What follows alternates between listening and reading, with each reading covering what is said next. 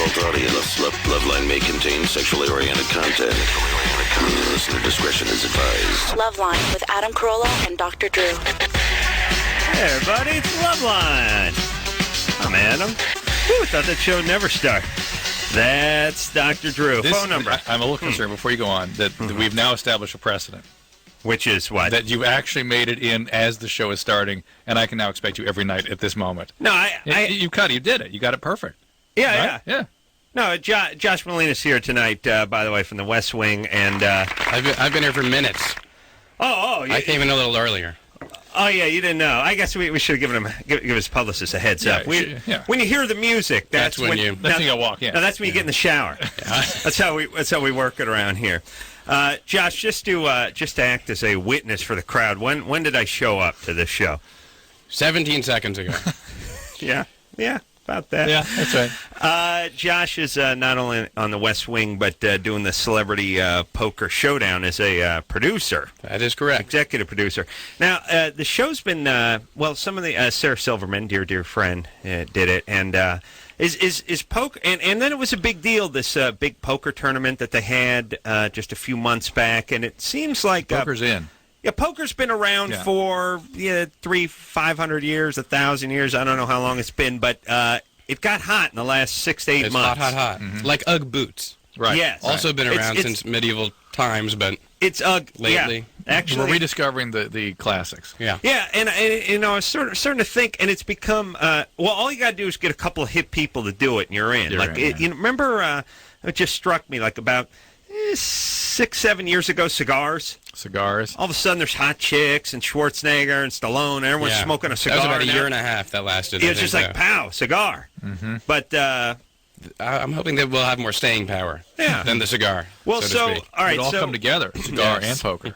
Well, it's smart. It's a good idea for a show in that most celebrities I know love to gamble, love to play cards, love to compete that way. They're not... they don't like to go out and play high-lie or rugby or anything, but they do like to sit around and throw the cards around. And for years, there's been a lot of these games floating around town anyway. There's a lot of John Favreau and Sarah Silverman, Jimmy Kimmel plays in them. Everyone but me, really, but they all... You know why I don't get to play in them, Drew? You're not cool. Yeah, but you know why else? Because they all take place right now. Right. They all start up about 10, 20, 10, 30, and they start ramping down about the time I get there. Yeah, someone said, what time should we play cards? I don't know. What time's Carolla on the air?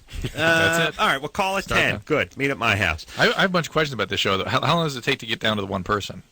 It varies. It's an hour long. Each episode is an hour long, and we've designed the tournament to last between 2 and 2.5 hours. But we've had ones that last an hour and 45 minutes, and we've had ones that lasted over 3 hours.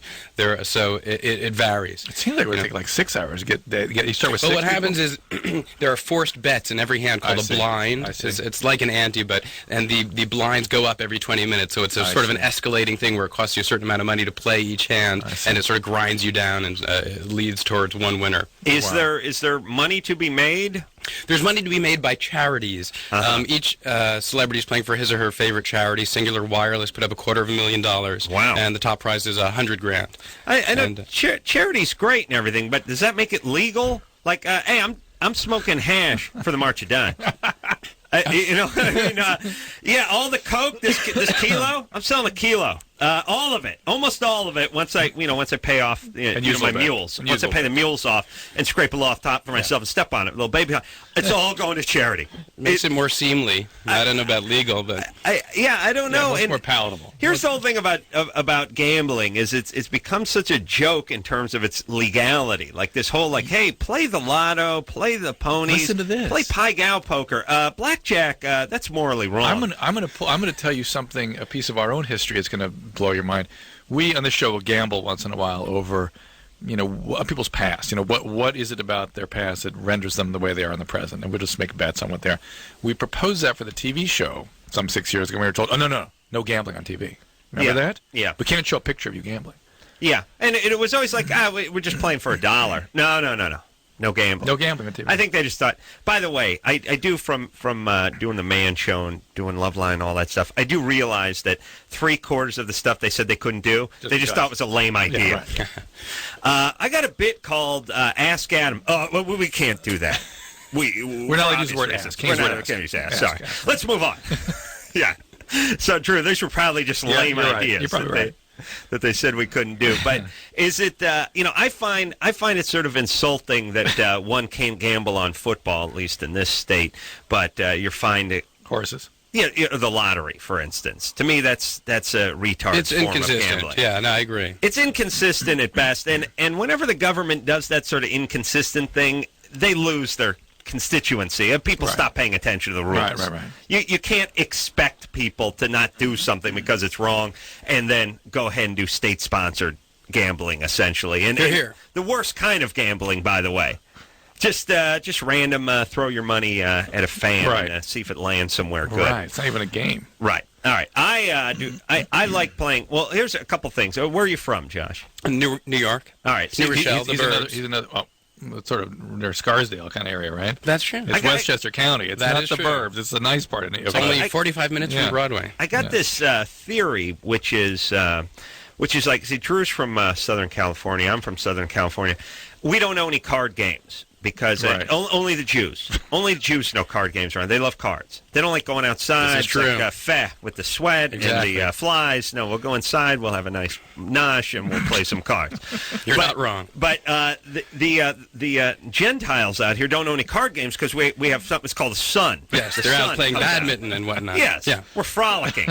My childhood was spent just playing ditch and smear the queer, just beating the crap out of people or hitting them with a ball. In the street, yeah. Yeah, just out pickup games. And you'd go from football to baseball to basketball. But all the guys I know now who are from Buffalo, they'd be like, all right, we're going to play night baseball or black anaconda. And I'd be like, whoa. I thought what about just... high-low or five-card stud. And they all have 1,000 games because I realized they spent the better part of each year in a basement playing anaconda or night baseball or guts or something like this. Do you know all these games? I do know all those games, but I shun them.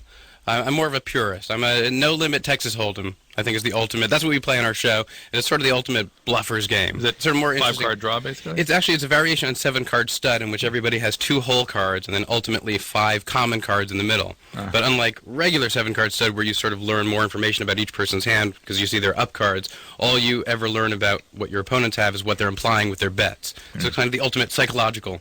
Yeah, and it's really it's tough when the stakes really get up there to stay in. I am personally not an unlucky person, but cursed. I look at myself as cursed when it comes to gambling. I've lost just about every hand of 21 I've played over the last 3 or 4 years. Yeah. And here's how I really knew I was cursed. Drew, I believe I may have told you this story, but we were checking into the hotel and down in the lobby of the casino, and Daniel Kellison, who was the executive producer of The Man Show, who's addicted to gambling as well as hookers and alcohol and everything else. He said, and I don't know what it is about some guys who, when you tell them I don't want to gamble, they insist. Now you got to gamble. And it's like, it's not because I'm a puss, it's just because I really don't win, And he's like, come on, I'm trying to check into the hotel. And he says, just give me $100. I'll put $100 up. I'll go play a hand of blackjack. One hand. I lose. He goes, yeah, but I win. I'm good at this. I said, I'll curse you. He said, no. I said, just stop bothering me. Here's $100, but just one hand. I'm not going to show up. We're not going to let it ride. We're not going to parlay it or anything. Just one hand. Here's $100. Just go gamble. And you come back either with 200 or with nothing. Fine, he leaves.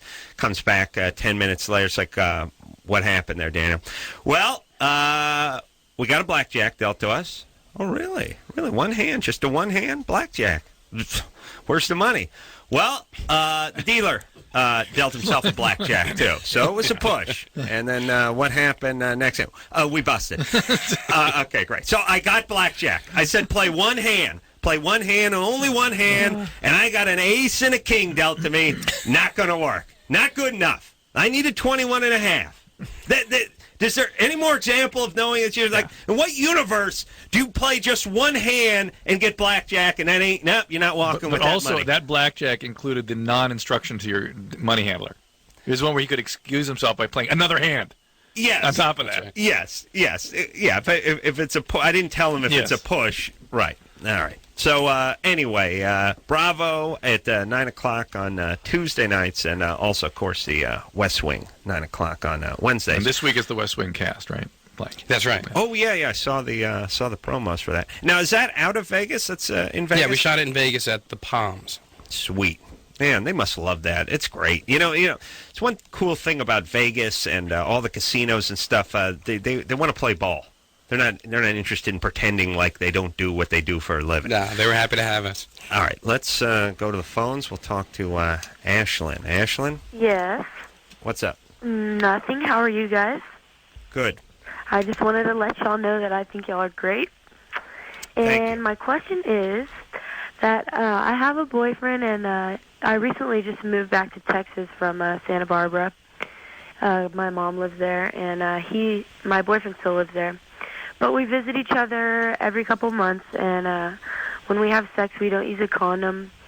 But I don't allow him to come inside me because I heard about the pre-cum, And I was wondering if there was really any difference, like if we have sex. yes, you're more likely if he comes inside you, but some guys emit a highly potent fluid before he ejaculates. Yep. Because, I mean, I really like Potent for fluid. him, to Mine's an acid that dissolves the vagina so I can get easier access. Yeah. I'm like a Gila monster. You need to get on the birth I control pill. Potent fluid. Asher, why don't you get on the pill? I'm on the pill. Well, then you need to. I'm just really paranoid. All right, then forget it. You're on the pill. You're nearly 100% protected. It's 100% effective. Just tell her. Here's the 100%. one time it's not 100% if you're overweight.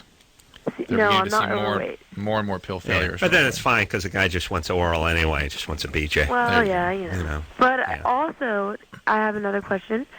With the birth control, like, if I don't take it at the same time of day, like, every day, How many hours off are you? I don't know. Like, About how many? I just take it whenever I get home. And About how many hours off? Come on. I don't 12 know, hours? like 5? That's all right. Try not to be more than 4 hours off. Okay. All right? All right. All There's a right, goal. well, thank you very much. All right. Yeah. Bye. All right. And can't you take it in the morning, by the way? Yes, she should take when she brushes her teeth in the morning. Should you, but not while you're brushing your teeth. Even a while, whatever. Should one get sometimes chicks get trapped out without their pack. Yeah. You know what I mean? Trapped out of the house. They sleep over someone's house. They go out partying. They get drunk. They crash on a Right. friend's sofa. They don't have the birth control you should pill. keep extra pills around. Should you? Yeah. You should, shouldn't you? Yeah. I mean, no one does that, but shouldn't you? You know what it's like? Remember all these guys who wore contact lenses? Yeah. It was always a big deal. Like, hey, buddy, just no, my contact lenses. Well, haven't you got any extra solution? No, it's not. I got to drive home. Yeah, but you're drunk. You're bleeding. You live in Arizona. I know. I got to head out, though. What are you going to do? What are you going to do? It's like, how about you spend $3 and get some saline and throw it in the trunk of your car or something? So shouldn't a woman keep a thing in her purse or keep another one in the medicine cabinet? Would it be Yeah. a good idea to get a couple going, or is there going to be confusion There now? could be confusion, yeah. Is that why they don't do that? Yeah. And also the triphasic pills, you have to kind of take the right ones. Mm-hmm. So you have to know where you are in the packet. But have we ever asked a question of somebody about what they're taking? Not only that, not know what they're taking, they have no idea what day they're on or whether they're on the sugar pills or not. All right. Josh, you a contact man? I was. What are you doing? I was. I I've got had the something to surgery. sleeve. Oh, you had surgery? I did. It's funny. I looked at the name. I said, Josh. I thought Josh is a high probability of contacts. And I just Why looked is at that? Josh. I don't know. I just Is looked it the at New York Jew must have glasses? I have but this. not wearing. I have this theory about the New York Jews and glasses and braces. Oh, what is it? I just think like every Jewish kid I knew had braces, wore braces. And I don't think it's because they needed them. I think it's because they had concerned parents who knew an orthodontist, and they had a couple bucks. Preventative. And they did Before it. there's a They just problem, did they put it. the braces on. Whereas I got guys, from the valleys, I got like, teeth growing out of their nostrils and stuff. It's like, kid's fine, helps them eat better. I mean, like, I got guys with fangs and stuff. But it was like, hey, I'm getting a big screen TV. I'm not going to spend $1,300 in this kid's mouth. Yeah. Yeah, I'm just going to punch him out later anyway. All right. I knew a guy who wore braces for like 6 years and got him off, and 2 days after he got him off, got hit with a baseball bat in the mouth. Whoa. And I mean, it's the kind of thing, full swing bat broke, went sailing in the business end right in the mouth. Oh, my God. Braces went right back on. Oh, my God. God, Yeah, how awful. that's good times. All right, let's. You got the surgery, huh? I did. Is it good? It's fantastic. Yeah. Although now I can't accessorize. Yeah, yeah. I got nothing to... Yeah, you it know was what, part of my look, glasses. I do miss it a little bit. I'd give you a pass on the glasses if you needed them at one point. I know it's good. You pull them off when you're thinking. Yeah. You chew on them a It's little a bit prop. when there's a decision to be made. Exactly. You do that. Once in a while, when you need a little busy work, you clean them with the tail of your shirt, you know. I got nothing to work with now. If hot chick goes by, you slide them down and look over, whoo-hoo, right? That's sunglasses. Oh. You do that with your glasses, you can't see the chick anymore. Yeah, but not when you don't need them. That's right. If you don't need them, you can do that. Wise guy. Becky, Yes. you're 18? Yes. What's up? Not much. All right. You got a question? Yes, I do have a question. I want to know why I bleed when I have sex with my boyfriend. Are you on the birth control pill? No, I'm not. Do you have regular periods? Yes, I do. Have you ever had any ovarian cysts or anything like that? No. Are you overweight? Kind of. That can be a reason to sort of cause a little bit of instability in the lining of the uterus. Okay. So it may just be that. And some people just have a little bleeding every time they have sex. It just stimulates some bleeding. Doesn't necessarily mean a darn thing. Well, How overweight are you? I don't know. I'm like losing it very little right now. What's your weight? I'm at 166. How tall are you? I do my radio I'm like math. 5'2". 5'2", 166. Hold on a second. Carry the two. Cover 5. How many times does 6? Does 6 goes into 9 like 1.5? 1 point. Okay. I got 5 foot and 13 sixteenths and 179 and a half. Yeah. Why would they lie about the height? I don't know. But the radio math doesn't lie. Okay. It doesn't lie. Yeah. Well, they lie about the height because if you're 4 foot and 150 as opposed to 7 foot and 150, you're better off. Hey, Becky? Yeah. But you're calling from Wisconsin, so you're considered a waif, right? It's like you have an eating disorder. All right, baby doll. Well, you keep going with that diet. Okay. And don't worry about this. This is not a big thing. Yeah. Okay. Yeah. right. Start the diet after the holidays. All right. Yeah? All right. Okay. See, didn't take much. Yeah. All right, let's see. It's time to play Germany or Florida. Tell Josh how the game is played. It's sweeping. This may be your next Bravo show. Bring it on. It's all bizarre, macabre, death and crime and everything that's weird comes out of either Germany, deviant crimes and behavior. It's either Germany or Florida. Interesting. It's different kinds of crime, and you'll see it'll become more clear. But there's crime everywhere, but not the kind of weird stuff that they have in Germany or Florida. So they tell us the situation. We guess Germany or Florida. We don't guess. We tell them. We tell them. Go Germany ahead, or Florida. Josh. I mean Joseph. Sorry, Joseph. Oh, great. After all that build-up. That big build-up. And It's disappointing. Put him on hold. Do it again, yeah. all right. Joseph? Caller who goes by the name of Joseph. All right. Oh, for God's sakes. Oh. Now, what was that? Wait, he's back. Joseph? Yes. There All we right. are. Germany or Florida? Germany or Florida. Okay. This man is at his apartment huffing butane. And Florida. he gets some munchies and has nothing in his apartment to eat. So he cuts off his toes, fries them up, and eats them on a sandwich. Nice. Good time. That is a classic Germany or Florida, you see? Yeah. Now the whole sausage sort of quality of this smacks of Germany.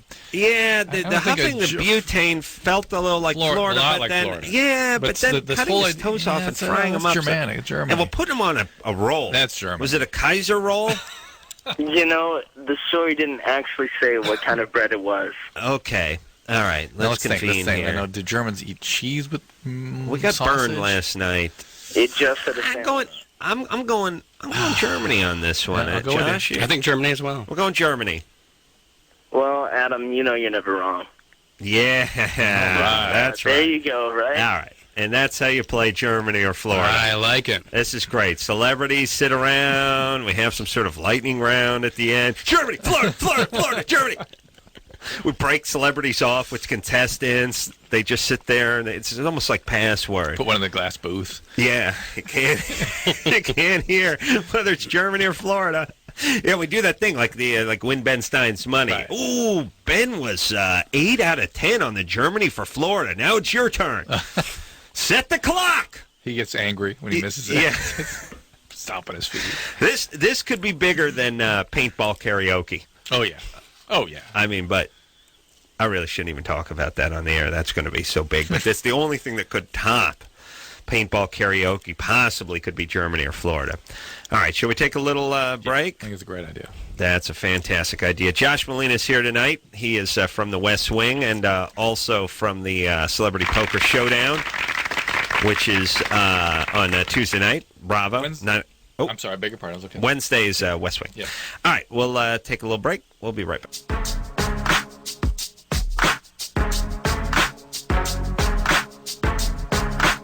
Hey, everybody, it's Loveline. I'm Adam. That's Dr. Drew. Phone number 1-800-LOVE-191. Josh Malina's here tonight from the West Wing and also from Celebrity Poker Showdown, which is going to be on Bravo, 9 o'clock, Tuesday nights. Just missed it tonight, right? Is it Tuesday, Drew? It is Tuesday, yes. Mm-hmm. How was Kimmel? Kimmel was good. Was on there with Michael Irving and Method Man. It's always good to have the brothers on the sofa with you. You know what I mean? Remember him? Wow. Yeah, I don't even remember him. He was on our TV show. He was? Yes, he was. One day we're gonna. Here's another game beside paintball karaoke. Who's been on Loveline? Who's been on Loveline? You get a list. Let's say there's been 500 guests on the TV show Loveline. Yeah. You get a guest of 1,000 people and see if I can pick out No way. 80. No way. Yeah, It's going to be hard.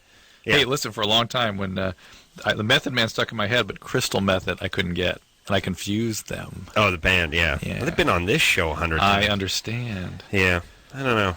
I think you're. Well, I don't know what. I smoked a lot of weed. I don't know what your excuse is. Yeah. I introduced myself to Janine Garofalo for the third time. She's like, "There's nothing worse than." I mean, Drew, this has happened probably 30 times where I said, "Hey," they talked to the person who's been on the show 5 minutes before the show. "Hey, nice to meet you. Thanks for coming on." They go, "I did the TV and the radio twice." I'm entirely capable of that. Can you do that? Yeah, absolutely. Yeah, but you could do it. We do it all the time. I just think We do it regularly. You know what there needs to be, and I started adjusting myself after the Janine Garofalo incident, which is I stopped saying "nice to meet you." I say "good hi." to see you." Yeah, don't commit, exactly. Yeah, just keep it somewhere in there. And they don't know. Celebrities don't know either whether that you've met or they've met because they they're got the always same bouncing thing. around, right? Somebody at and they're Kathy high as Griffin's kites. Somebody at Kathy Griffin's party reminded me that Leah Remini had been on Loveline, the radio show.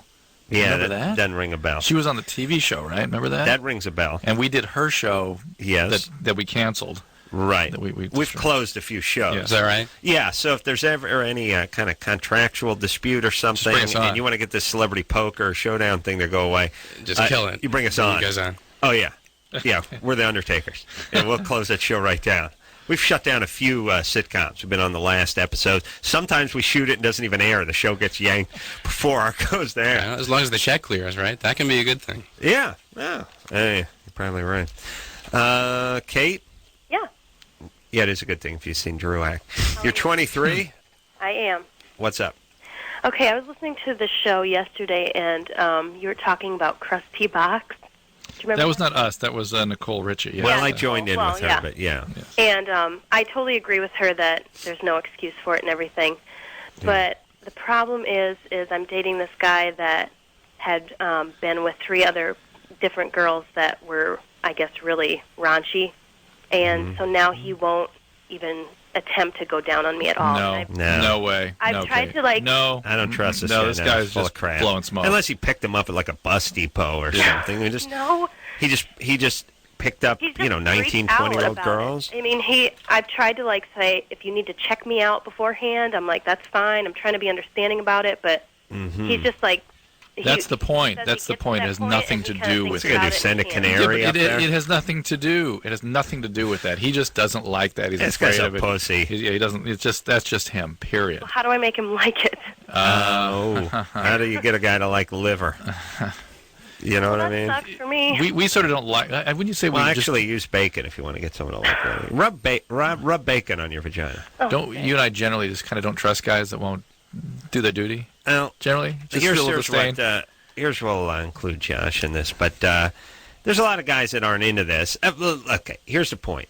Guys aren't into a lot of stuff. You just do it.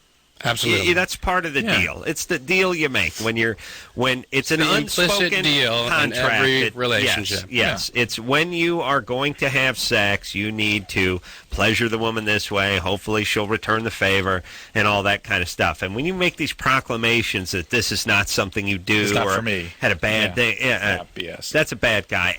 And by the way, would this guy make that announcement with some spokesmodel who he's head over heels in love for? I say not. I say he gets down there. Well, I think there are two guys. Ones that would, Gay.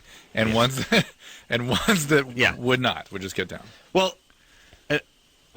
I'm just saying, you're saying to a girl, I don't really care what you think of me when you say I'm not going to do this. That's right. And here's... and I don't really don't care about what goes on with you. It's another thing that women don't know is guys will do some dating with women that we're not all that interested in.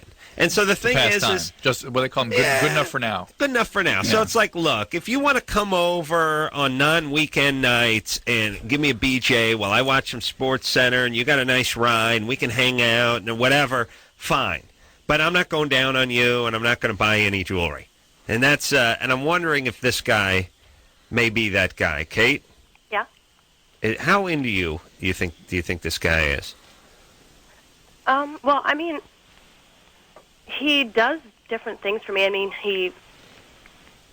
I don't know. Okay, enough said. Okay. Enough said. No, How long have you guys been dating?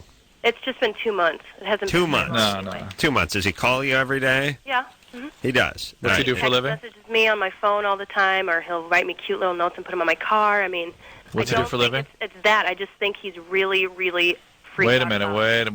Blah. What's he do for a living? He's in school right now. Mm-hmm. What's he studying? Sports management or sports fitness something. No. Yeah. I don't trust this guy. He's probably on the roids. You don't like to go down on him when you got that roid rage. You're mad at vaginas. Hey, Kate. Yeah. You and you're having regular sex with him?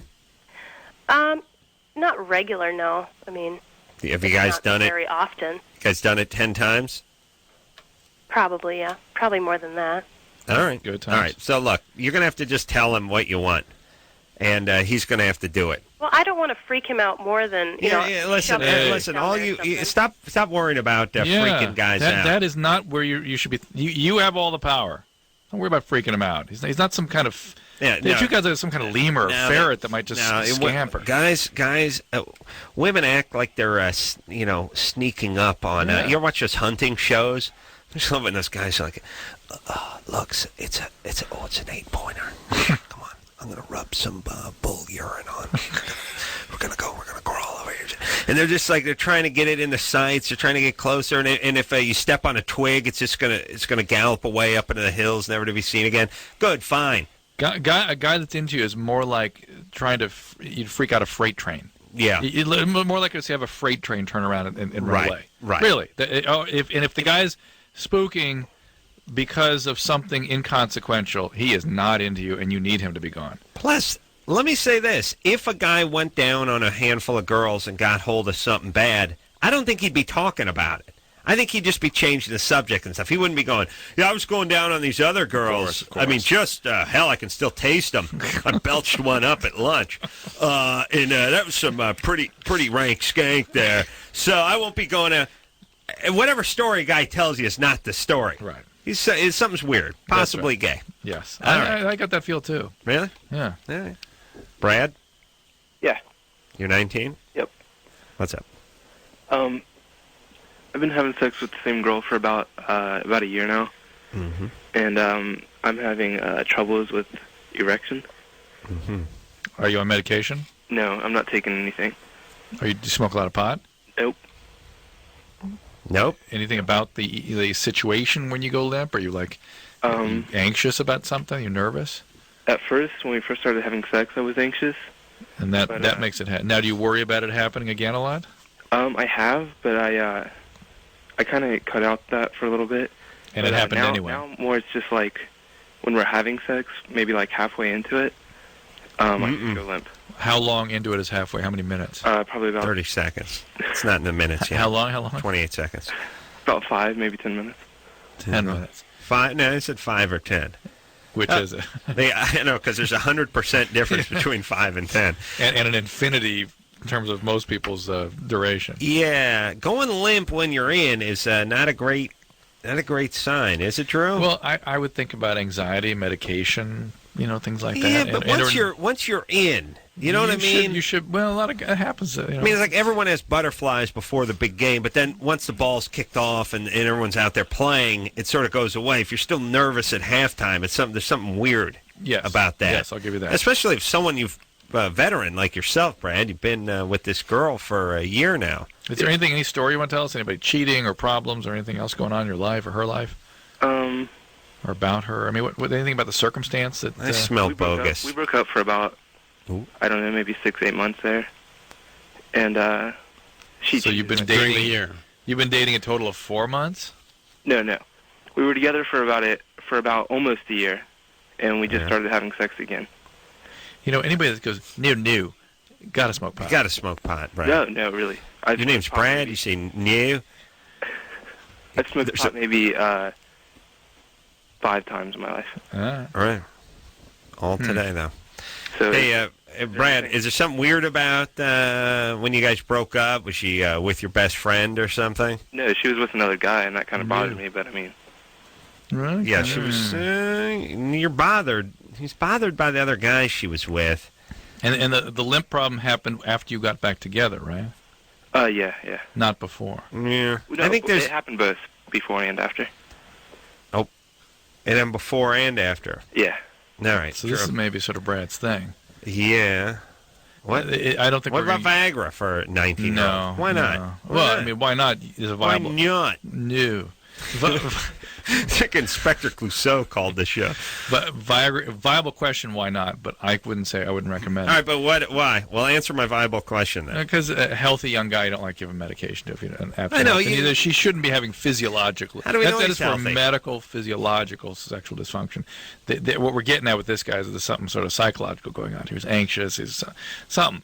We get a feeling something's up. We kind of feel like it's bogus. He's he's not high, but he seems very flat and detached. You know what I mean? Yeah. Something's up with this Brad. Maybe he's angry. Maybe they can't get. Here's what happens too. And I don't know if you ever went down this road, Drew, but I know I have. Josh, possibly you too. Which is you're together with someone for a while, maybe 6 months or a year. You break up. You should break up. Then for some reason somebody gets desperate and you get back.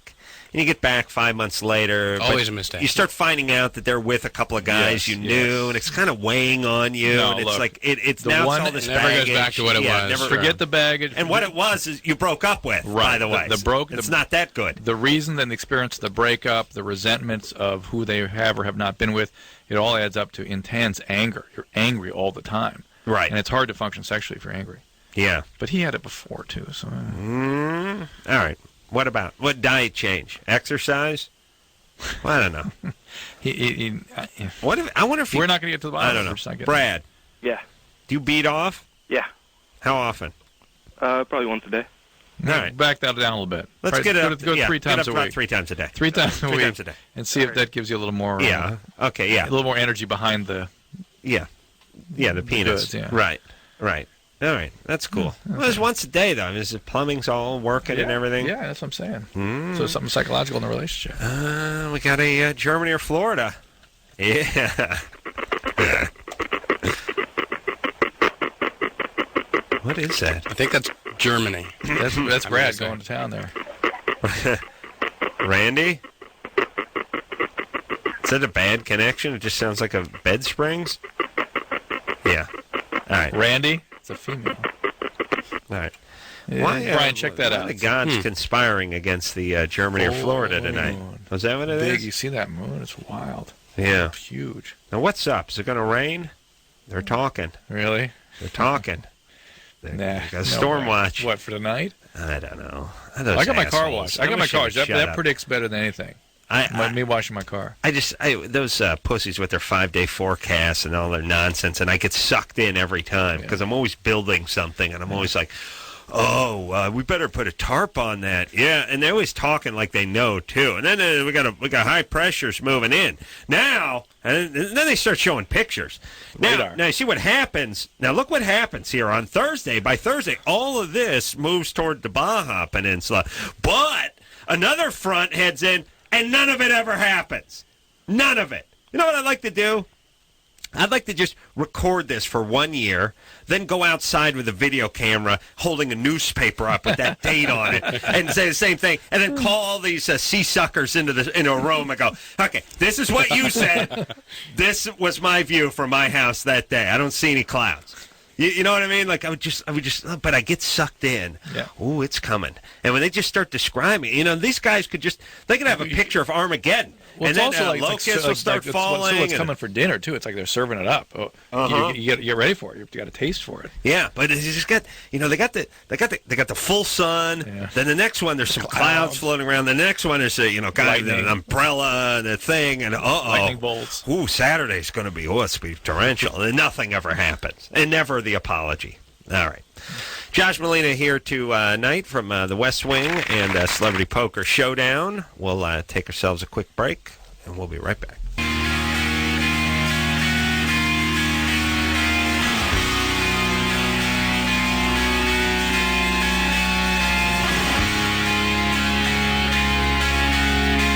Hey, everybody, it's Loveline. I'm Adam. That's Dr. Drew. Phone number, 1-800-LOVE-191. Josh Malina's here tonight trying to eat something. What is that? What's crackling? What's going on? Luden's cough drop. Oh. A little bit of a cold. Yeah. Everyone's going nuts with this cold, Drew. Mm-hmm. It is wildfire. Because I gave you the flu shot, you ain't getting it. Oh, wait a minute. I didn't take the flu shot. Oh, wait a minute. That's right. I refused the flu shot. But didn't I give it to you anyway? I thought I gave it to you ultimately. No. Well, let me ask a couple of things. Okay, let's just talk about a few things. And by the way, Josh on Celebrity Poker Showdown, yeah, Woo-hoo. And the West Wing as well. Now, let's talk about this flu thing for a second because it's not the flu. Okay, that's number one. Okay, but just with the flu vaccine for 1 second, do we have to run out every goddamn year? They can't make enough of it. The last 3 years we couldn't get it. We couldn't get that was the big thing. We couldn't get it in time. Was having a problem with the batches. Then we got it, and we got it like in December. And the problem was getting everybody then vaccinated. Where's it come from? North Pole? I don't know. This year we ran out except for the flu mist, the nasal spray, which is a live viral. There's a nasal. You don't take a shot anymore. You can just squirt a thing in your nose. And let me say this, by the way. Rather take a shot than squirt something up my nose. If you think about it, like, hey, you don't have to take that little prick in your forearm anymore. Just ram this rod up your ass. It's exploding rod. It's like, I don't have to get a shot. It's great. Yeah, we cut your head off and we dump it down your neck, but I don't get the shot. No shot. No. Shot, no big deal for guys. Does the nasal one work? It's as effective? It's more effective. More effective. And what if you sprayed it on someone else? You got to get right up in there. I see. You got to get up nose. But it's more effective, and it probably will be better against the killer virus that's out there. Now, every year comes along. It's a live virus, though. It's not a dead. No. Well, let's figure out this flu thing. I think people are confused by it. Every year comes around this time. Yes. Why? Why this time? Why the flu season now? Yeah, why now? The flu season hits in February, March, and that's when you need to have the peak antibody response to the flu vaccine. Uh-huh. So you're supposed to take it optimally in October, November. Oh, you should so that you're peaking. You're peaking in flu season, which is February, March, April. Oh, it is. Yeah. And why is there a flu season? And is it always viruses have epidemiology. They run courses like any other why are they predictable? Growth cycle. Because they grow in the environment pretty like flowers. Yeah, like flowers, exactly. Yeah. Oh, really? So I mean, it's like this apricot tree yields apricots in July. Sure. Exactly. Wow. Exactly. Sons of bitches. Those Devious. little viruses. Yeah. All right. So I thought now was cold and flu season. Cold and upper respiratory season. Yeah, so they do that flu thing. Which is not the flu, which is also virus, but not the flu. All right. So we're in cold and upper respiratory that will season go through February easily. But we're not in flu season. Not really. This is not flu season. Not per se. And they administer the flu shots now so that we can build up the antibodies by March? Mm-hmm. February, March. Oh, I would just figure they'd give it to you now for next week. Oh, okay. So when you want to give me the shot, you're talking about for March. Yeah. Oh, okay. Here's the Now, what's everyone getting now? Because everyone is is a viral upper respiratory infection. Has no response to antibiotics. Virus means not bacterial, therefore antibacterial antibiotics. And the virus, you just got to wait it out. Virus right? can take a week. Rest, and fluids. magically, people think because they take the Zithromax or the Biox or something, and it gets better in 4 days, it's the antibiotic. It's going to get better in those same 4 days when they take the antibiotic. So what? And this is, by the way, why I tell everyone to relax when they're like, "Oh, we gotta go to the doctor." Just sit down. Just quit smoking for a few days. You'll be fine. So what do you do? Just take decongestants, and they're if you get wheezy, they're inhalers and things that are helpful, and to do steam yourself and rest. What's the best thing you can do? Is it rest? I mean, in terms of your body, best thing you do is riding out the storm. A lot of time in hot water and steam. That really helps it drain out and decreases the inflammation. Decongestants sometimes are helpful. Anti-inflammatory sprays like Flonase, Nasonex, Nasolide, these things, anti-steroidal sprays, and then inhalers can help decrease the inflammation associated with it. Now, if it goes into your chest, doesn't that mean it could be like bronchitis or something bacteriological? At first the bronchitis just means inflammation of the airways, so it's going in the chest means you have bronchitis. Right. By definition. But then for a bacteria to get secondarily on top of it, usually you'd have high fevers and that sort of thing. The one thing to watch out, if you get a lot of tan or yellow out of your sinuses, that's a sign that the sinus may have occluded. Some what are called anaerobic bacteria may be growing, and then you get to let me ask you a question. Are you a real doctor or just a love doctor? Yeah, that's what I thought. He's a psychiatrist. I love people. We have idiot guests who just sit here. Drew will go through that whole rigmarole, and then during the commercial, I'll go, "What kind of therapy do you do?" Yeah, it's doctor, jackass. All right, so I love when Adam defends me. He can abuse me for 2 weeks after that. 2 weeks of guy's abuse. A medical doctor, for Christ's sake. And listen, all these other pussies and crackpots, you hear these crazy witches in their 50s who still think they look hot in a mini skirt and stiletto heels, dispensing this bogus advice about sexuality. Everyone's calling themselves doctor something. These are whack jobs. These are junior college degrees, sitting around telling crazy people not to kill themselves. That does not make you a doctor. We got a real doctor here, everybody. Another week of abuse, Adam. It'll be fine. I'll take it. All right. So you get this thing, take it easy, and get some steam. Don't listen. You take antibiotics. All you do is whatever bacteria that are in your body, you make them resistant to that antibiotic. So the environment, the world we live in, will start developing bacteria that will no longer respond to antibiotics. So when you actually do get a severe infection, which could be life-threatening, and throughout history that's what people died of, we could get back into that same period of history again where antibiotics no longer work. Yeah, it's time to do some weeding and forget about the seeding. I just want to weed. That's all. It's like this is a hillside that needs to be. We need to chop it down because it's coming into fire season. Fire. Control burn. That's what I want to run on the control burn platform. I'm talking about people here. We got to thin the herd. All right, let's talk to Randy. Randy. Hello. All right, now we got you for the Germany or Florida. Go ahead. Okay. Oh, by the way, Drew isn't just a doctor; he's a real good doctor. Yeah. You said he's a real doctor, but I think he's a real good doctor, too. That's right. Yeah. You all right? Go ahead. There's a massive fire, okay? You have to get one of those helicopters with those huge buckets on it to scoop water out of a lake. And they continue doing that. They continue scooping buckets of water out of the lake and dousing the fire. This is a wives' tale where they find the scuba diver. Oh, how did you know that? Because I'm an adult.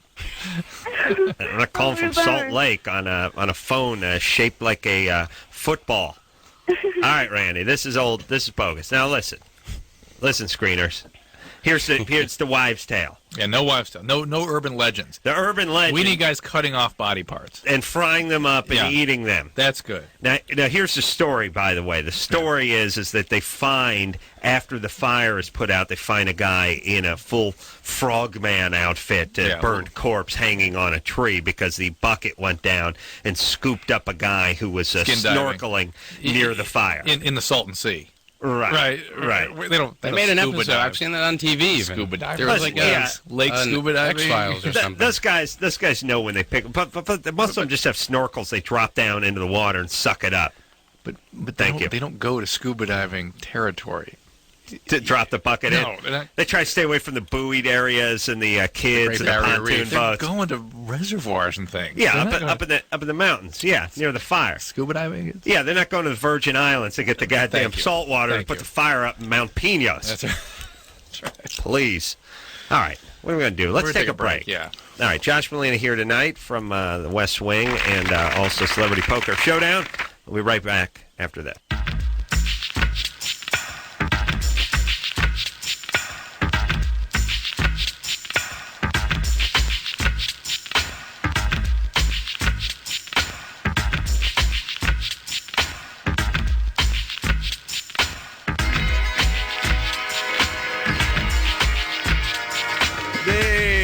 It's Loveline. I'm Adam. That's Dr. Drew. Phone number 1-800-LOVE-191. Josh Malina is here tonight from the West Wing and Celebrity Poker Showdown. I will be on Jimmy Kimmel Live tonight if you care to see me.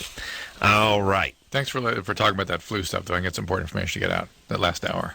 Yeah, it's interesting, and I don't think enough people are aware of the facts surrounding it, and especially like I said, if you work in a place like over at Jimmy Kimmel Live, there's a couple hundred people there. Seems like 75 of them are dragging their ass through there. Well, that's your little environment there. The virus is going through there. That's what I keep telling everybody when they're laughing and slap me on the back. Doesn't Thanksgiving do that too? Everybody comes from all over the place and breathes on each other. Yep. Yeah. And it's over. Yep. That's my thing. No breathing.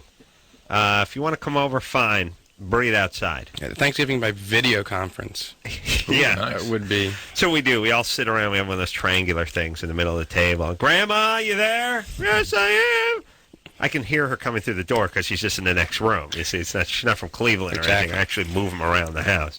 It's nice. We have a picture of a turkey this year. You have to start out with that. Well, now everyone's here. Yeah. Yeah, it's... Those conference calls where there's people, it's always like there's some talking. It's like, hold on, Bob Roletti just came into the room. It's always like, oh, shut up. Like, can we just have this conversation? And then I like when people announce, too. They go, I think, this is Tony Johnson, Adam. I think... Okay, so I know you're the asshole that's bringing up this horrible idea.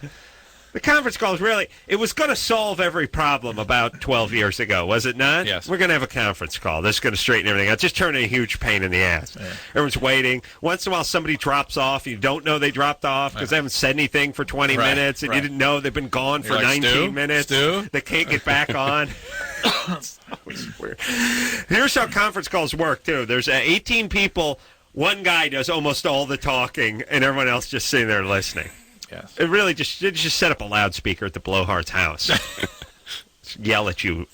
Yeah, but the conference call was going to be something that was bigger than it was. It was going to make a bigger difference than it did. Somehow we're going to straighten out everything, and it never really worked.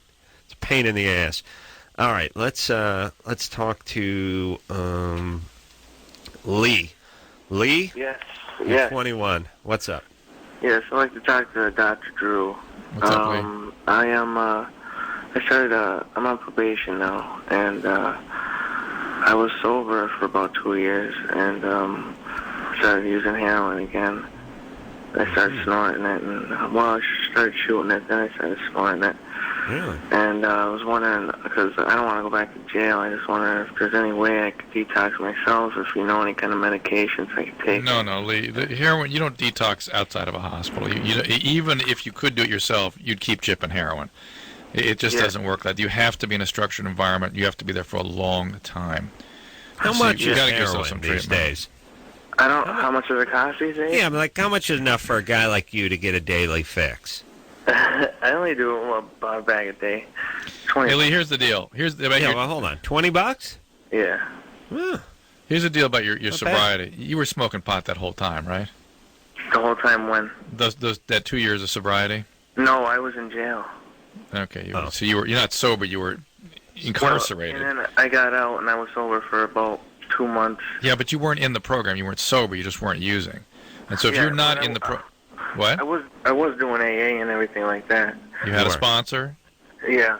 And then I just started back into the thing, but now I don't have any insurance or anything, and then go to an NA meeting, grab a sponsor, Get somebody to help you out through a tough detox. You may have to cold turkey it on your own. There are non-cold turkey ways to detox. There's Buprenex now, and there's methadone and things. But boy, I'm starting to treat people regularly strung out on Buprenex. So watch out for that stuff. See, right now I'm detoxing myself on with Valiums and Ativan. Yeah, well then you're going to get strung out on that. Valium. Yeah. Lee, look, Lee, you weren't sober though. You really have never been in the program. Maybe put together a week or two. Yeah. Hey, Lee. So if you go back to jail, how long do you think you'll go back for? 2 years. 2 years. All right. Yeah. Well, It might not be a bad. I hate to say it, but it might be a life-saving move for you. But if not, you've got to find a county-funded bed at a sober living somewhere and get your ass in there. I know, but let me say this: we end up making prison the county-funded beds. Right. It's like, hey, we don't have any money for the county-funded beds that cost $30,000 a year, but we got the ones for the $55,000 a year cost to put the guys behind bars, and maybe they can pick up a trade or two, like how to make a spoon into a shiv, and they can get connected in there with the Mexican mafia. It's great. They really pick up a trade. Guys that aren't essentially criminals, they're essentially addicts, and now they get to hang out with the criminals and learn the stock and trade of the criminals. Good time. That's great. It makes sense. Hey, but we're tough on these people. I'll tell you who we're tough on. We're tough on the drug addicts. We're tough on gambling. Yeah, that's who we're tough on. Not so much the prescription stuff and the booze, and if you don't count the lottery and stuff, horse racing and pari-mutuel racing and dogs and stuff like, and Texas Hold'em and pie gown, stuff like that. Yeah, but the other stuff we're tough on, and it's the same with the drugs. Am I right? Yeah. It all makes sense. Listen, can't we get a goddamn atheist in office for once so we just start doing stuff that makes sense? That's it. No room for any policies other than what makes sense. Can't someone run on the what makes sense ticket? And here's the thing, I would just say, it's not my ideas. I hired a bunch of doctors and a bunch of scientists and a bunch of therapists, and we all just figured out what makes sense. You'd lose. That's the sad. I know. You could run on that platform. It wouldn't work. Here's my drug policy. I got together a whole bunch of addiction medicine specialists and scientists and socialists and social workers. We worked it all out, and that's what we're going to do. Don't you want to do that? What do you got for NASA? Yeah, just get a bunch of good scientists and mathematicians and stuff and put them together and get a rocket to the moon. Should we just do this with it? We do it. I don't understand why we don't do it like we do it in economics. We do it in the sciences. We do it in the hard We sciences. do it in the military. We feel like it's voodoo in the soft sciences, the social sciences. It's not that. I know. Not that big a deal to figure it out. Yeah. Oh, we need a nice pragmatic atheist in there instead of some a-hole who's pretending to be religious. I love when they consult with the clergy and the stuff. I love when Bill Clinton, after one of his multiple BJs, has to talk to his clergy. Well, I did some soul searching. Really? Or are you just just searching your pockets for another Quaalude? Please, soul searching. It just stop. And here's the other thing too. Then if you go in as an atheist, you have no excuses. You can't do that. I talked to God, or brought the Reverend in, or on Sunday, or we're going to pray for the troops. I don't want anyone praying for the troops. I want them doing whatever is going to be best for the troops, other than praying. I don't want praying on anything. I just want them either doing stuff or not doing stuff. Waste of time. Plus, there's no reason these guys couldn't work Sundays. You know what I mean? They have to sit in church all day, and they just want to get the picture coming out of the church, right? They don't actually go. I mean, do you think Bill Clinton, he was an atheist? Had to be an atheist. Here's my argument. Very spiritual man. With these guys. How can you be a very spiritual man and get BJs? Saw God then. He's not you're one or the other. If you really believe this crap, if you truly did believe it, how could you act this way? Do you know what I'm saying? Well, he's a weak man. It's human flesh. It's sin or listen, all this tards with that. I don't even know what he was. Let's just get a good atheist or maybe agnostic in there and take care of business. With E where they build the case very strongly that he was a sex addict. Yeah, and, he sounds like a sex addict. Yeah. I mean, look, here's the definition of an addict. Drew, definition of addiction. Continued behavior in spite of consequence. In spite of consequences. Meaning, first off, you're in the role of the president, and you can't keep it together for a few years until you're out of office, number one. Number two, when he came in, there were the whole trail of allegations and situations and lawsuits and stuff. Like, you knew that he was on notice. You're on notice. You're on notice, and here's the deal: keep your pants up for a couple of years. You go out on top. Hey, history's very kind to you. He could go on a tear then, too. You know what I mean? Then you just go sick. Yeah, it wouldn't matter. You go hit the lecture circuit. You just bang co-eds from here to from Washington to San Diego. That's what you do. A compelling argument then. But he was an addict. Couldn't do it. Just like an addict can't. That's the thing. Like you tell an addict, listen, you do it one more time, you're going in jail. You do it one more time, you're going to divorce. You're going to lose your job. Whatever. What's an addict do? What's an addict do? He does it. And we know he had the family history, which is the other thing that's part of the defining features. Mom was a morphine addict. He had the trauma.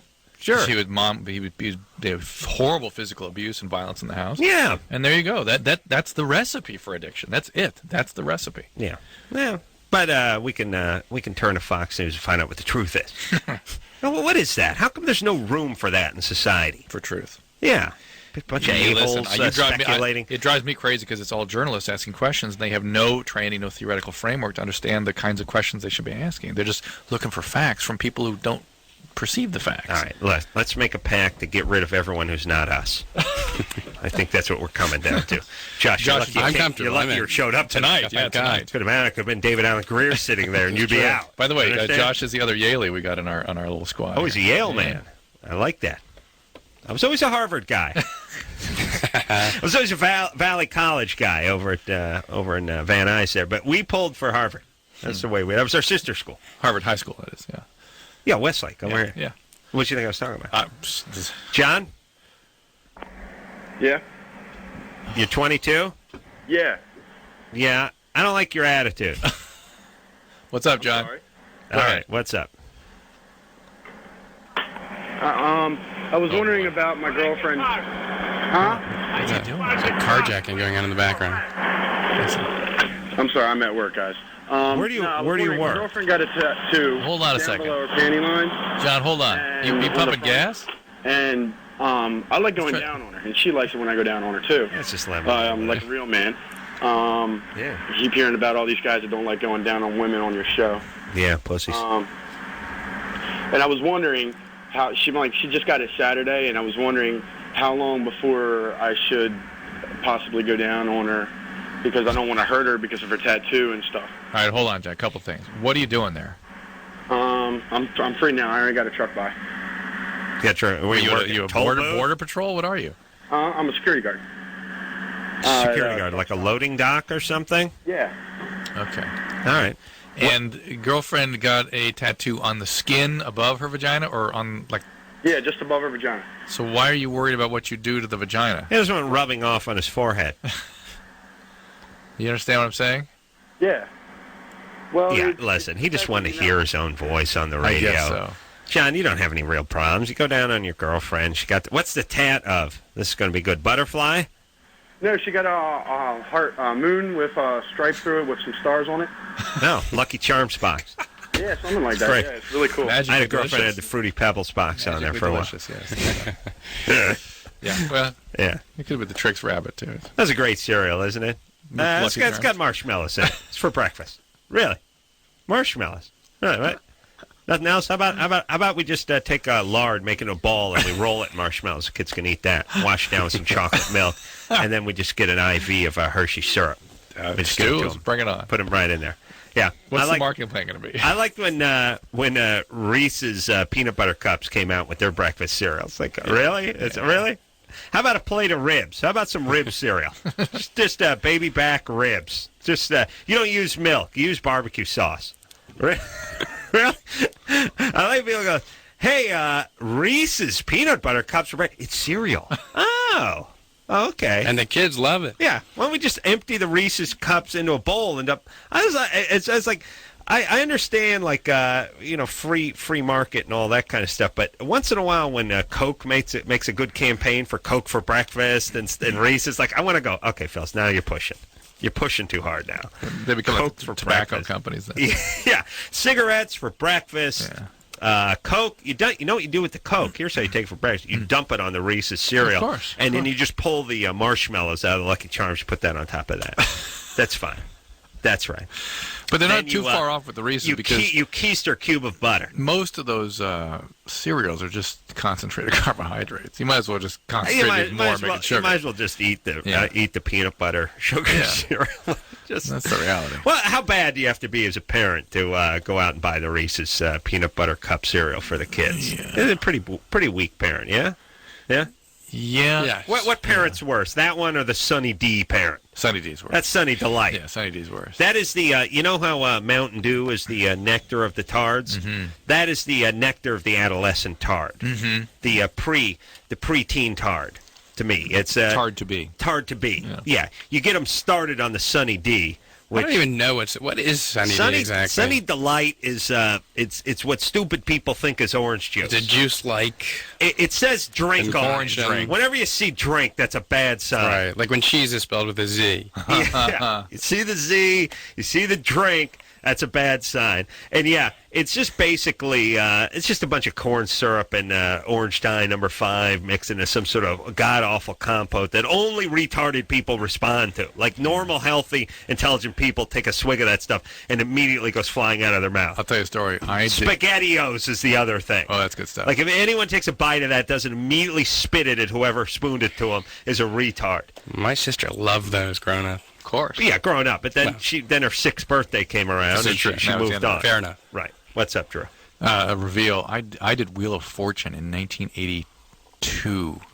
Really? A friend of mine went on and won a car, and I thought, oh, this guy, I can do that. Well, I'd love to see tape of that. I would too.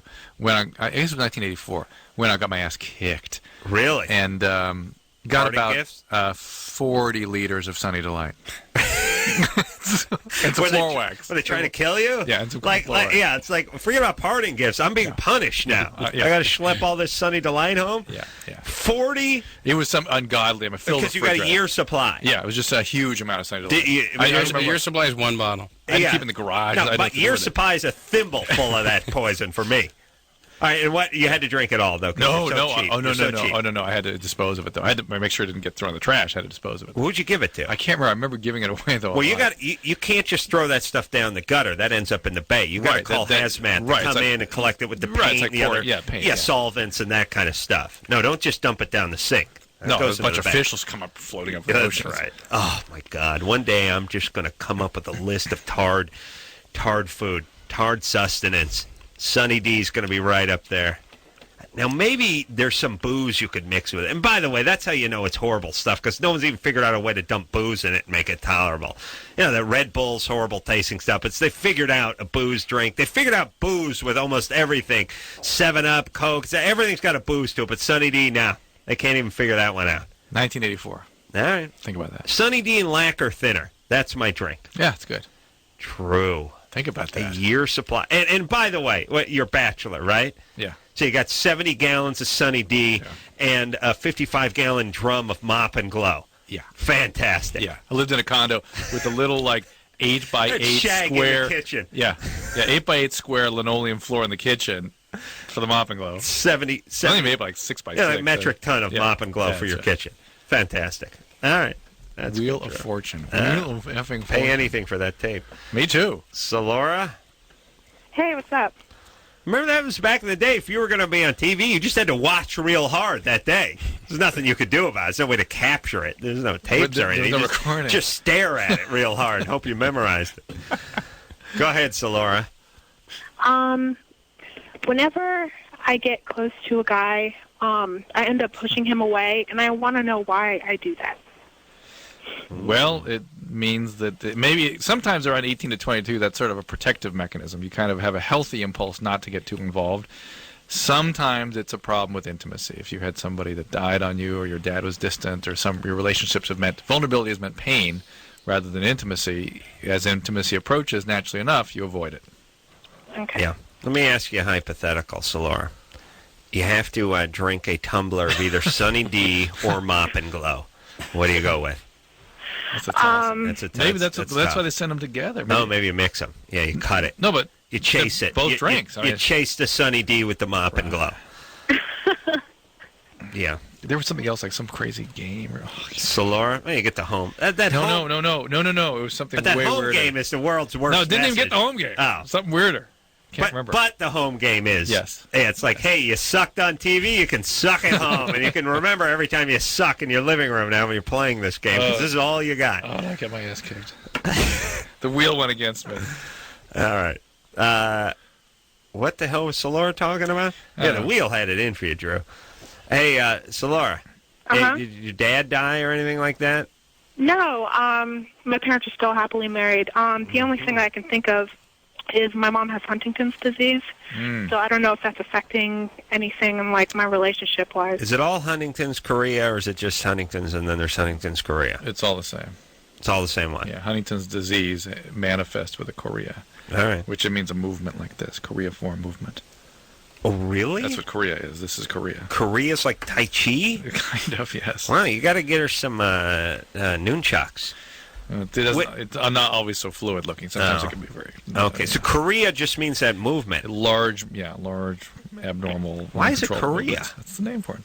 There's probably some Latin derivative. Is C or K? CH. Oh, sweet. All right, Solara, could that have freaked her out? Well, it's a freaky thing. Have you been tested, Solara? Oh. No, I'm going to get tested in, I think, 2 months. Anything else going on in terms of psychiatric? You know, if you have that gene, it can manifest in all kinds of interesting ways psychiatrically, right? Mm-hmm. So, is it possible that... I didn't want to think about it. Well, when do you get... Why are you waiting to get tested? You have to wait till a certain age or something? I mean, you have to wait till you're 18, but I just waited because I was too busy this year to...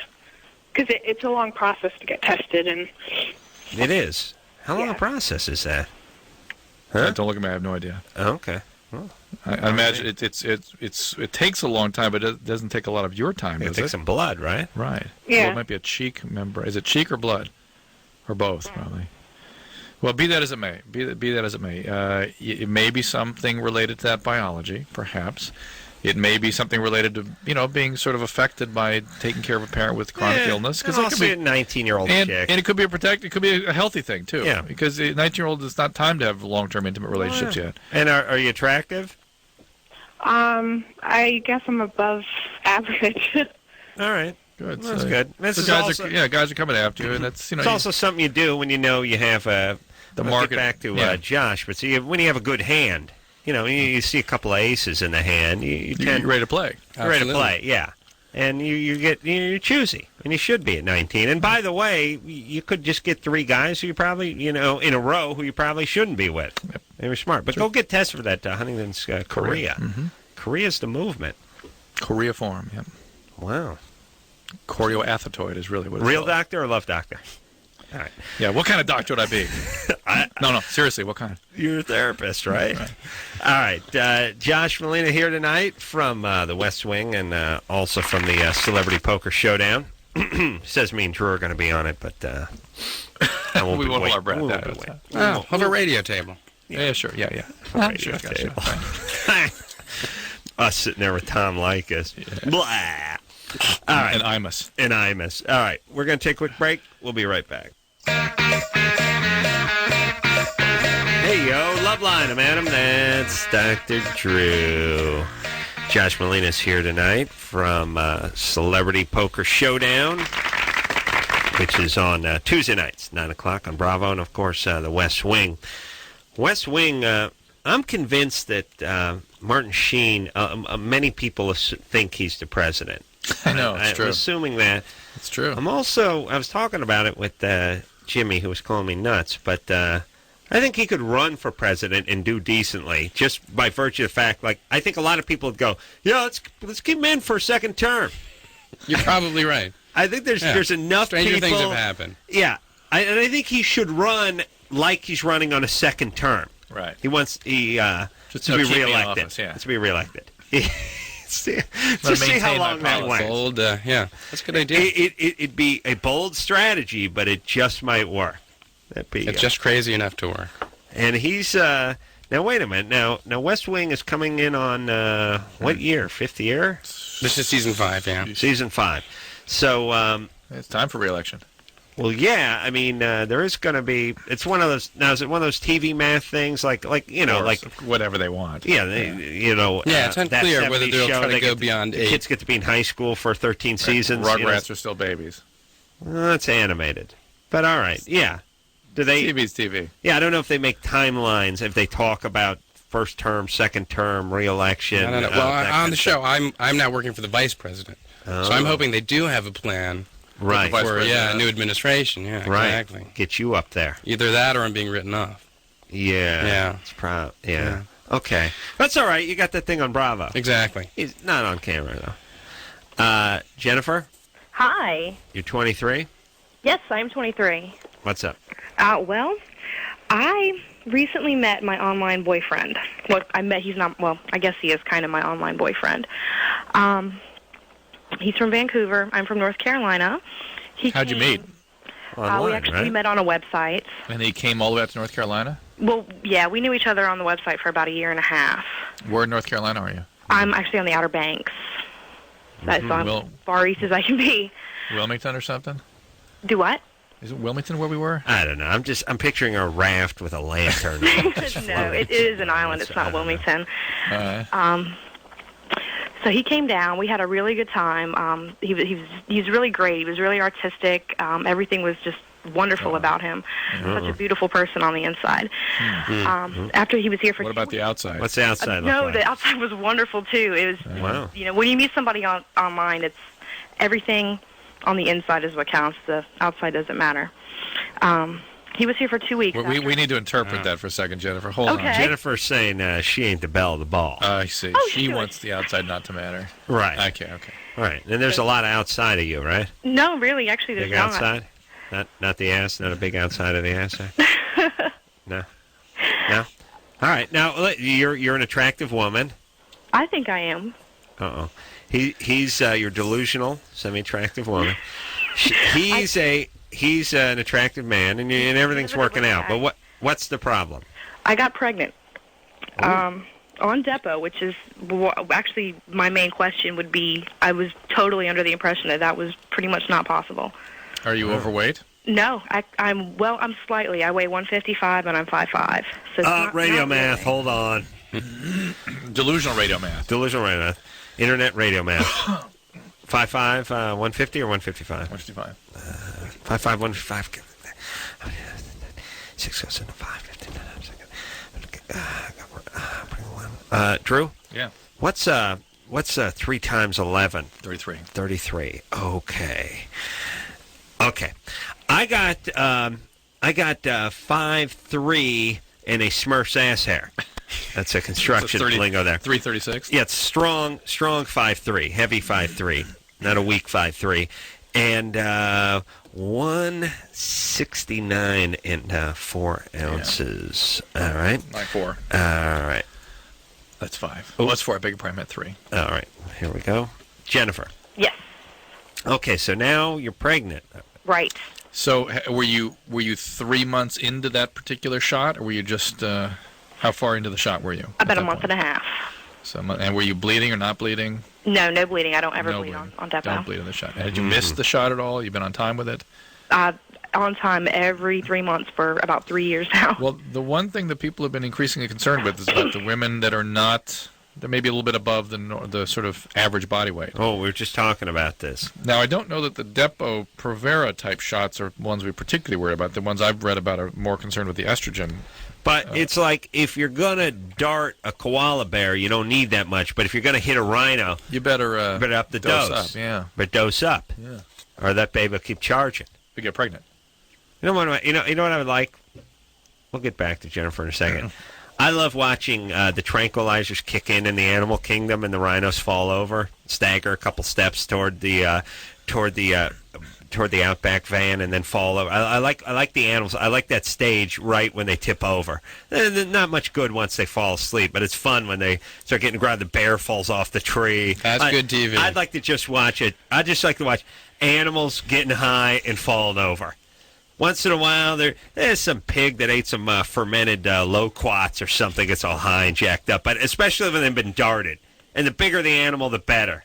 There's rhinos and hippos and stuff. They start falling over. I can watch hours of that. Why don't you work on that for Bravo? I will. When animals fall over. Yeah? Yeah, sure. Yeah. Why don't cops use those things? Yeah, Why don't they shoot? Yeah, I don't know. I think there's I think there's Legal issues? legalities. Yeah, Of course. yeah. Things that make sense. They can beat the hell out of them with a maple stick, but you couldn't dart them. No. That wouldn't be right.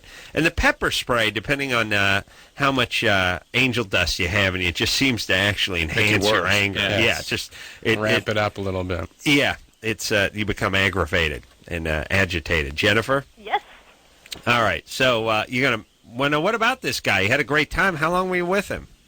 He was here for 2 weeks. I've known him for about a year and a half. So what's going to happen now with this pregnancy? Well, he doesn't believe it's his. It's wonderful that he's being terrible about the whole thing. I thought he was a beautiful person. I did too. Yeah. I don't Now, think he was so by beautiful in the the first way, place. were you guys having a beautiful online relationship? You spent a magical 2 weeks together, and I'm imagining he's banging the bejesus out of you nonstop for those 2 weeks. Yes? For the last few days of it, yeah. Yeah, and then the that was first few days begging. That was some built-up love. Yeah. Okay, how come he doesn't believe it's his kid? I have no idea. Because he's an ass. Because he's a bad guy. Basically. Yeah. But he's not a beautiful guy. He's very far away. I think that he's And really yet- immature yet- about He's a lot. very Wait a far away minute. from reality. Yet you Maybe. can't let go of that he's a beautiful guy on the inside crap? This is what the internet does. It just builds fantasy into a structure that is fixed. Right, and then So some- whatever the reality is makes no difference. Some horny Canuck comes over after a year and a half, bangs you every which way but loose, and then goes back to Canada and then denies that he's gotten you pregnant. And by the way, I'm sure he had vicious sex with you for day upon day. I mean, why wouldn't it be his kid? And by the way, you've been talking to the guy on the internet for a year and a half. Is there an ex-husband or somebody floating around that he can point a finger to? No, absolutely not. You live on an island. Are there guys on the island? Yeah, so it's like, whose kid is it? Nobody's but his. Well, he's in denial. It's an insidious thing about the internet. Pictures of me all over the website and calling me dirty names, making up names. They're wonderful. Oh, this guy. Hold This on, guy's hold on a second. he's Hold a on a second. psychopath. Yeah, let me just explain Beautiful, what's going beautiful on. on the inside. Beautiful. Jennifer's just white trash who got, and she feels bad. She got hooked up with some guy who's an asshole, and she's making a fairy tale out of the whole thing. And this is, listen, you don't have to have the guy come in from Canada or get on the internet. You can just you can go down to the next trailer and find this. Yeah, when a guy knock you up and deny it's his kid and start slurring your name around town, just do it. Just do it with the guy down who works at the Arco station. You don't have to go across the border for this. Jennifer, Hi. how about giving the kid up for adoption? Please. Maybe. I don't want to. Good girl. Then you go from Give the kid up for adoption. Maybe. I don't know. I haven't made a decision on that yet. Yeah, I know, but we'll make the the kid a decision chance. for you. Give the kid a chance. I mean, I have a good job. I make good money, and Yeah, he or she needs two parents and that are stable and ready. And you know, All right. you're 23. Come on. No, one I quick am second. 23. Let's define good money for just 1 second. What's the over under? Over under's 11.25 an hour. Yes? 1950. Oh, an hour. An hour. Yeah. Over under 11.25. Yeah. All right. Jennifer. Yes. How much you make an hour? How much do I make an hour?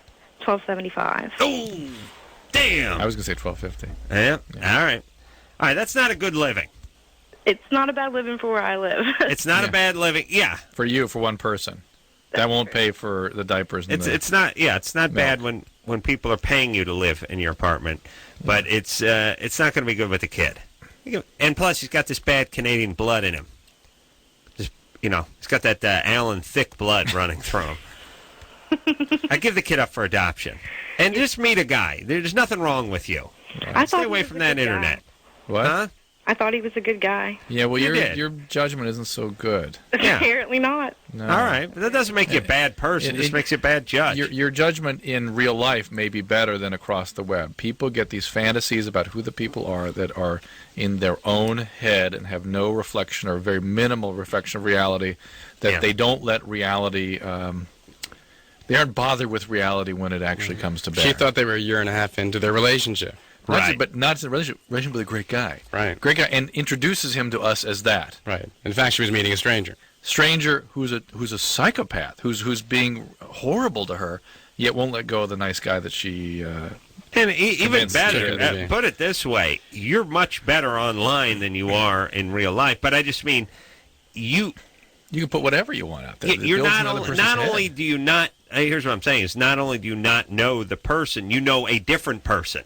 Right. You're putting forth something. That's right. Else. You built something in your head, and that's the one you are having the relationship with, not the real one. Oh, you bitches are so lucky I can't type, because it would be huge. Be game on. With my imagination. You'd be. Oh man, I'm having lining up around the block. That's right. Elizabeth, Yes. you're 18. Yes. Yeah. See, here's why I'm not going to learn to type. They didn't put things in the alphabet order. I know. You know, it's like Q, W, E. What's this one? That's an R. That's an R, and then T. What? And then A. Come on. It goes all the way across. It's not like A, B, C. The A and the C are like far apart. The B is even further from the A than the C. The hideous thing, though, it can't be changed. We got to change you. We got to put them in order, man. Yeah. I mean, I guess you could go to that place where they keep the books. Where's that place? Bookstore. Yeah. Library? Yeah, they lend them to you. Yeah, that's if people borrow books. They don't do that. Weird. No one does that. It's not like they're tools or something. They borrow books. All right. Anyway, Liz, what's up? Well, me and my 24-year-old boyfriend have been together for about a month and a half now, and we're both in early recovery. I have 5 months sober, and he has 3. Okay, well, now, Elizabeth. What? What is that all about? What? Relationship and early recovery? Yeah. What's the first rule of your treatment? No major killing your changes for the first year. That's right. Oh. And especially not to newcomers. That guarantees failure. Guarantees relapse. Well, Right. you guys didn't know each other before? No, I live in a clean and sober house, and he does too. This is his 4th clean and sober house. He's relapsed like 30 times since he was 18. Well, he's going to take you down this time. He's going to take you with him this time. You're the one you're the life preserver he's going to hang on to as he right. Well, sinks. he's very codependent, and so am I. I've been in 6 relationships since I've been sober, and well, that's more than Elizabeth. That's more than codependency, right? It is. That's 6 relationship in 6 months. Yeah. Yeah, that's a little more than codependency. That's a little chaos. Do you have a psychiatric diagnosis? I've been diagnosed with manic depression. And borderline? No. No. And so the bipolar, is that being treated properly now? No. Okay, I don't take anything. I refuse to. All right. Well, Smart. Don't listen to the man, baby. Yeah. And by the way, your plan is worked to perfection so far. Yeah, perfect. I mean, nothing great. In and out of relationships and rehab. I don't want to put myself on a medication that's... Elizabeth? Yes. What's the first rule also? What's the ultimate rule that you've completely disregarding in recovery? Oh, wait a minute. I know what it is. Something about Fight Club. If you don't talk about Fight Club. That's right. Yeah. Is that it? What is the first rule? And it has nothing to do with not putting things in your mouth. What's the first thing you have to do? Very, very fundamental, most important thing you got to do to get sober. I'm not really sure. I didn't really too much pay attention in treatment. Sure. As usual, tell everybody what you have to surrender, and you have to follow directions. And you're a non-surrendered addict. Yeah. And at that point you're in relapse. And right. So it's just a matter of time before you put things in your mouth and start using. I have come up with a lot of problems with my clean and sober house being put on a contract because my using behaviors come out more than right. Others, and you're non-surrendered. You also must be a trauma survivor, right? Something happened to you growing up? Yes, my father left when I was months old, and he abused my mom, and I'm sure things even worse happened to you. All right, so listen, Elizabeth, so you got it. You've got to let go. Plus, you're a chick. Yeah. You know what I'm saying? Yeah. So you're 18, you're a chick, you don't know anything. So just quiet down and listen to the experts. Okay. People are trying to help you. Let's give it up. Let it go. That's fine. You do what they tell you to do because they know. That's it. That's all you have to do to get well. Yeah. That's it. But the problem is that the powerlessness she experienced in childhood was so painful, so overwhelming, she can't let go. Yeah. That's the conundrum in recovery. Let me explain what stupid is, by the way. Stupid is not knowing the answer. Everyone doesn't know the answer to plenty of stuff. It's not listening to people that know the answer. That's what stupid is. See, you can be stupid and then talk to the right people and go, hey, what's up? How do we do this? How do we take care of this? And listen to those people. You'll be just as smart as they are. You'll just be doing what they tell you to do. You'll get all the collective years of wisdom and education and schooling and all the textbooks and everything they read right into your skinny little 18-year-old brain. But you start fighting with them, and you get nothing. That's right. And by the way, the whole fighting thing, it never pans out. No. Never. Well, don't listen to the man. Yeah. Adam, you think you're the man, don't you, Adam? Yeah. And let me tell you, You something, think by you the know. way. You're the boss of me. Nobody has to listen to the man. It's just you guys F up so much, the man eventually comes in and starts talking. It's not like you're just going through college, tra-la-la-la-la, getting on the dean's list, getting A's, and volunteering down at the senior center. The man has to intervene. I beg to differ. The man doesn't intervene with anybody more than like doctors and people that are highly trained. That's where the man's really having a field day. I got news for you. All right. Well, Drew may be right, but again, he's not a real doctor. He's just a love doctor. All right, Josh Malina here tonight from the West Wing and Celebrity Poker Showdown. Take a quick break. Be right back. Hey, everybody. Loveline. I'm Adam. That's Dr. Drew. Josh Malina's here tonight from the West Wing and also from Celebrity Poker Showdown. Yeah. Tuesday nights on Bravo. All righty. Let's take a Germany or Florida from Brian. Oh, phone screener Brian. Where is he? He's going to just, I think, jump on the mic here. Okay. Phone screener Brian? Yes, indeed. What's happening, buddy? Long time no see, fellas. Yeah, I miss you. Yeah. He's one of the good ones. He's one of the good ones. He's one of the good ones. One of the good ones. Hey, I got a Germany or Florida for you. All right. It is pretty darn good. A man confessed on Wednesday, this happened a couple of weeks ago, to killing and eating a willing victim he met over the internet. Now, here's what happened. He placed an ad on the internet to find a willing victim to be cannibalized and videotaped. Mm-hmm. And a guy agreed to it. He said he got thousands of people, quote, seeking to fulfill their desires to eat humans or be eaten via internet advertisements. Right. He kept the skull in plastic bags of flesh in his freezer. He ate about 44 pounds of the flesh, destroying it bit by bit, Canada. et cetera, et cetera. Okay. One person? He ate one person? One guy that they know of, and that's the one he's standing trial for. Now, I'm going to have to pull out because I know the answer to this. Oh, you've heard this one? Well, because I sit there at the writers' meeting at Jimmy's show every day, and a lot of the stuff I would pops up. think if... But now, wait a second. I think there's a part that Brian may be leaving out, which is the guy ate part of himself before he was then consumed by the other guy. Ooh, I didn't see that part. So the guy that was eaten had already been eating himself. They cut a part off of him together and cooked it up and ate it before he... Oh, no, wait, you're right. And, yeah, the part is his member. Well, we heard this. You're going sick. You gotta go super sick, right? I guess. I mean, you're not gonna use your small finger or something. Don't do it halfway. You eat the penis. You go for the brass ring. And let me ask this too: did the other guy kill the other guy, or did he have him kill himself? You know, for legal purposes. Here's what it says. He, quote, killed him with a kitchen knife in the, quote, slaughtering room he had built containing meat hooks, a cage, and a butcher's table. So he had set up the room especially for this. All right, but we can't judge. That's a cultural thing. Walk a mile. Yeah. In his shoes. I'm not. Here's what happened. Eventually, the victim lost consciousness, and the man killed him with a knife. He hung the corpse up and cut it, filming the process. And they're going to show the film in the trial. Oh, that's going to be great to be on the jury of that trial, watching that macabre film. All right, fellas, what is it? Germany or Florida? Florida. I think we would have heard about this more if it actually were Florida. That's why I was going to say Germany. All right, I'll go Germany. Germany? And Adam, go ahead and break it to him. Germany. Okay. There you go. That's great. God bless you, Brian. Yeah, good time. A wonderful, the feel-good story of the night, by the way. Pleasant dreams to everyone. All right, thanks, buddy. We'll see you in another couple of years. All right. You don't need to put him on hold. I don't know what I do with him. I like to put everyone on hold. In life, yes. I know. I noticed you flicking that index finger when you're talking to people. I'm talking to my mom. I'm in the same room. I'm like, and now we're going to your grandmother's. We're going to your grandmother's house now. What do you have Thanksgiving? What's wrong with this thing? I got to get that hold button worked out for people in real life, Drew. Mm-hmm. Oh, what a Shangri-La I would be living in. Jim. Yeah. You're 22? Yes. What's up? A little over a year and a half ago, a couple buddies and I started taking those the penis enhancement pills. What are those? You do the stretches and it grows. It really, I don't know if it was the pill that did the work or the stretching that did, because that was brutal. But stretching, you use a weight, right? Just your hands. You just pull on it, for 5-10 minutes.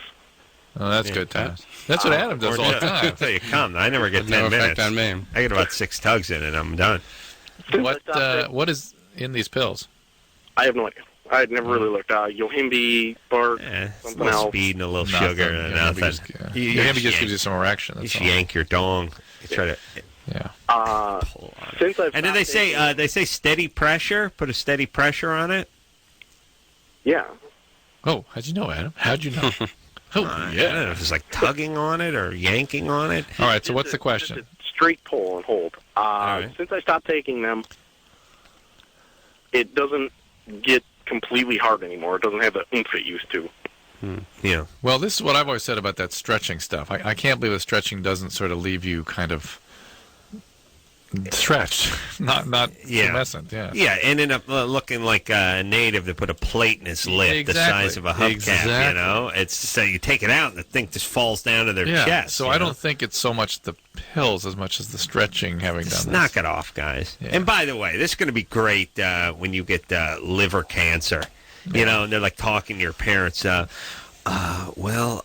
and Mrs. Jones, your son, first off, it's got about 4 months to live if we don't find a suitable donor. He's taking a bunch of dong hardening pills I bought at the Army surplus store. Other than that, he was healthy. So he killed himself, essentially, trying to get a boner. It's great. It's great. You just send away for this crap, and you just take it. Really? How stupid can you be, everybody? Stop it. And who's this for? And I believe that guys who try to make their dick longer say it's for them. But it's for them like they want to proactively do. You know how crazy people pick at themselves and grab their junk all day? Right. Retarded guys are always flapping around their nuts and stuff. Yes. That's what this is. Yes. Well, it's just self-esteem problems. They got to feel better. I got to make myself more, bigger, better. Yeah. Yeah. Great. Yeah. All right. There we go. All right. We'll be back.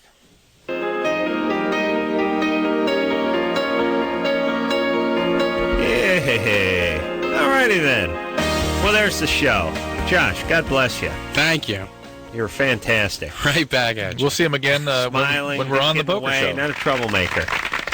No, we'll not. We'll not see him there? No, Bravo. He'll be there. Bravo has standards. Oh, that's right. They're not gonna have that. They're not gonna have us on the show.